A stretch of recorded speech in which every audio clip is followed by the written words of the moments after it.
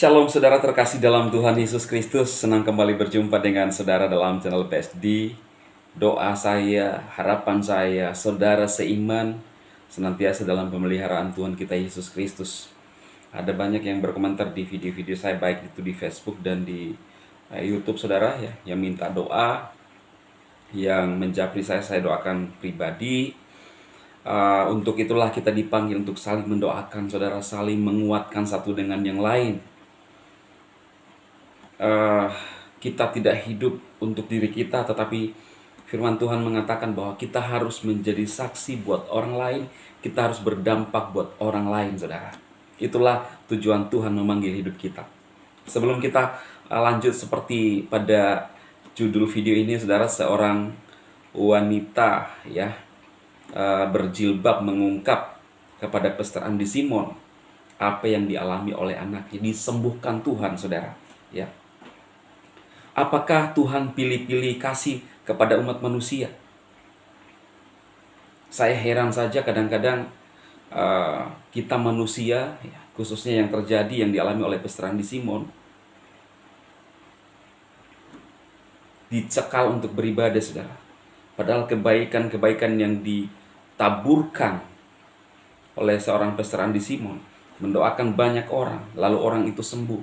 Seorang wanita yang berjilbab, ya saya percaya bahwa dia adalah saudara kita dari Muslim. Dia berkesaksian anaknya sembuh kanker darah. Ada 7 keluarganya. Sebentar Anda lihat apa yang dia ungkapkan. Sembuh semuanya.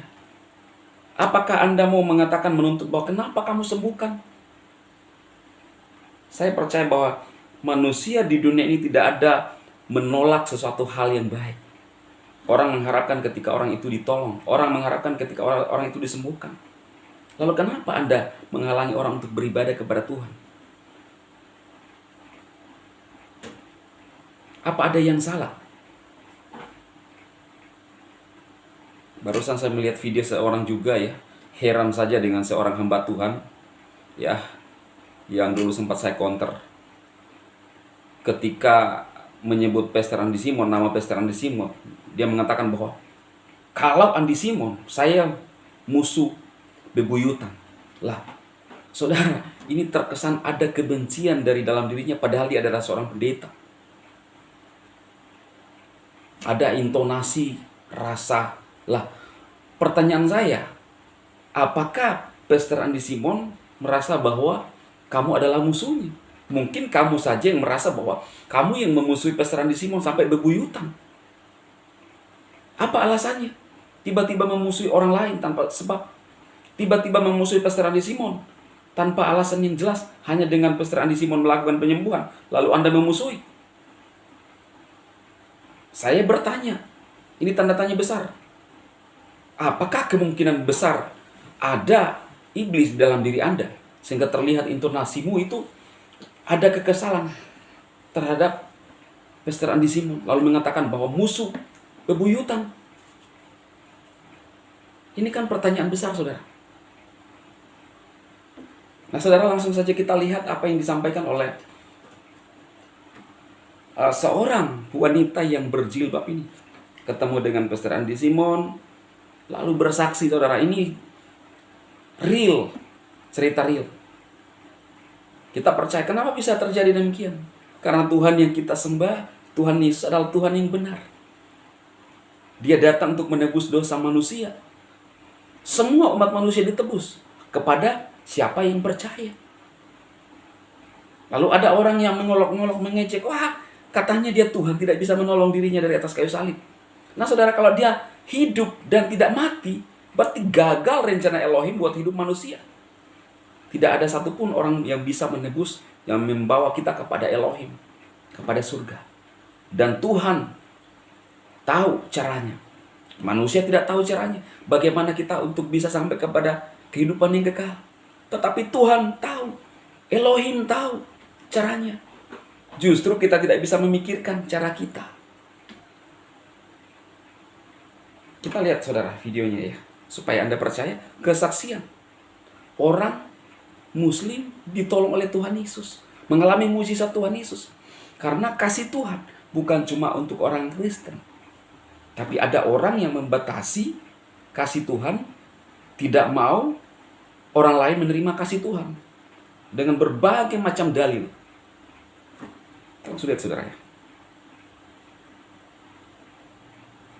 Halo semuanya, sore ini Pastor Randy makan di kedai laut. Wah, ikannya enak banget. Dan sudah selesai. Nah, ketemu dengan ibu-ibu terkasih ini. Khususnya ini, saya panggil ibu siapa? Ibu Rina. Ibu Rina. Ternyata Ibu Rina ini punya kesaksian dan cerita beberapa kali datang ke Tribun Healing Center. Dan tadi ada kisahnya bagaimana ternyata banyak saudaranya. Anak saya sembuh, alhamdulillah sudah sembuh. Operasi yang lancar, ginjalnya sudah sembuh sekarang semuanya. Wah. Sudah sembuh sudah. Jadi tinggalnya di dekat ini. Suraga Sari 3. Oh, berarti memang berdekatan sama Talinata. Ada saudara berapa orang? Coba cerita. Lalu? Ada berapa orang saudara yang datang minta didoakan waktu itu? Ada 7 orang. Wah, 7 orang ya? Iya. Apa aja itu sakitnya? Yang stroke baru asam urat. Oh, ada yang stroke ya? Ya, Terus? terus satu asam urat, terus habis itu kanker darah, anak saya sendiri. Alhamdulillah. Kanker darah sembuh. Yang stroke gimana yang stroke? Jadi, ibu ini asli mana? Saya, Di Papa. Balikpapan ya? Ibu pasti juga banyak lagi ke Balikpapan atau Telaga Sari. Sapa dulu. Pemirsa Telaga Sari, karena nonton ini ada ribuan orang. Jadi, ibu pesan apa ke para pemirsa karena tentu banyak orang yang juga rindu untuk didoakan. Mungkin bisa kasih sedikit pesan atau kesaksian atau sebuah harapan bahwa ketika mereka sakit, ya anak ibu juga kena kanker darah dan lewat pertolongan Tuhan bisa sembuh. Ibu bisa mungkin share sehingga pemirsa ini bisa ada harapan bahwa sekalipun stroke, kanker darah, bahwa kita nggak boleh putus asa, masih ada pertolongan. Ya, mungkin silakan. Ya, saya bersyukur ya ketemu, alhamdulillah jodoh lah ya, ya bisa ketemu, bisa walaupun kita beda agama, tapi mau lah menolong, bukan agamanya aja gitu loh maksud saya. Terus ya pokoknya ya dengan bisa Tuhan ya bisa ketemu tanpa pamrih tanpa apapun gitu ya, tanpa minta imbalan apa gitu, pokoknya ikhlas gitu kalau kata saya itu sama umatnya.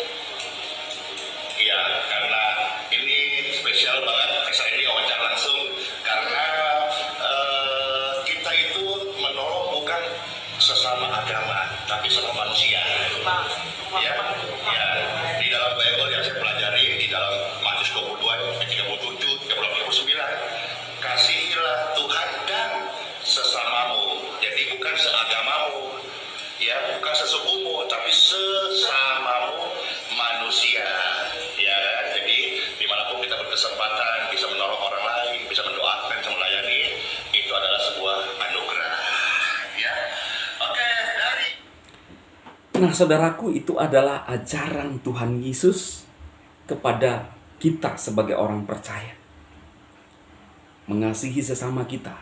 Tapi kadang-kadang orang menafsirkan salah. Tapi jangan kecil hati, jangan ragu. Siapapun saudara yang mungkin mengalami sepertinya tersolimi hari ini, percayalah, sering saya mengatakan bahwa Tuhan yang kita sembah di dalam Yesus Kristus adalah Tuhan yang hidup.